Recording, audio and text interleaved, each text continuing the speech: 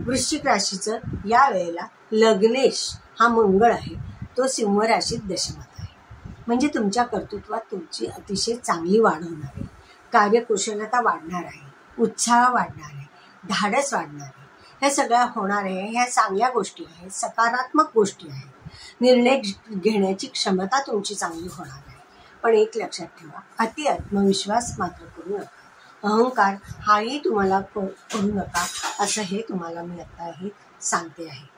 त्याच्याबरोबर केतू पण आहे, त्यामुळे त्याचे मंगळाची पॉवरही वाढणार आहे.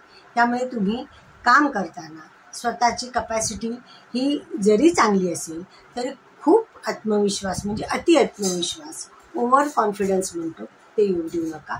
मात्र तुमच्या ह्या वेळेस जर व्यवस्थित कॉन्फिडंट सकारात्मक दृष्टिकोनातून झालं तर तुमची प्रगती उत्तरोत्तर होणार. घरात एखादं काम काढलं असेल तर ते पूर्ण करण्याच्या दृष्टिकोनातून तुमचे प्रयत्न राहतील.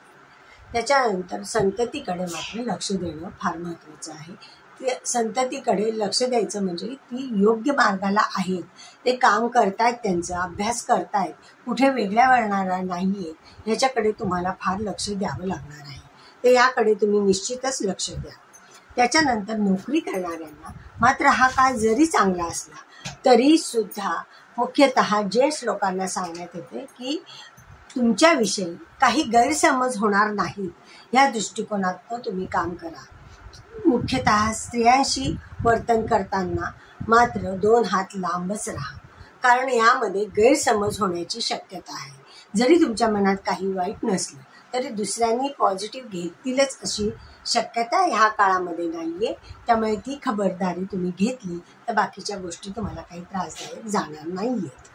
शनी तुमचा पंचम स्थानामध्ये आहे, त्यामुळे इथे काय होणार आहे की पार्टनरशिपमध्ये थोडंसं स्लो मुव्हिंग प्लॅनेट असल्यामुळे इथे काम तुमचं स्लो जाणार आहे. जे काही कामं करत आहेत तर त्याच्यामध्ये हवा तसा वेग होणार नाही. मात्र स्लोली बट स्टडीली तुमचं काम व्यवस्थित चालणार आहे, त्यामुळे तो काही प्रश्न नाही आहे. आणि जे लाभाचं प्रमाण आहे ते थोड्या थोड्या वेळाने तुम्हाला ते उत्पन्नात भागीदारीमध्ये हे मिळणार आहे. एकदम तुम्हाला हे उत्पन्न मिळण्याची शक्यता फार कमी आहे ह्या काळामध्ये, एवढं आहे. आणि दुसरी गोष्ट, गुरुमुळे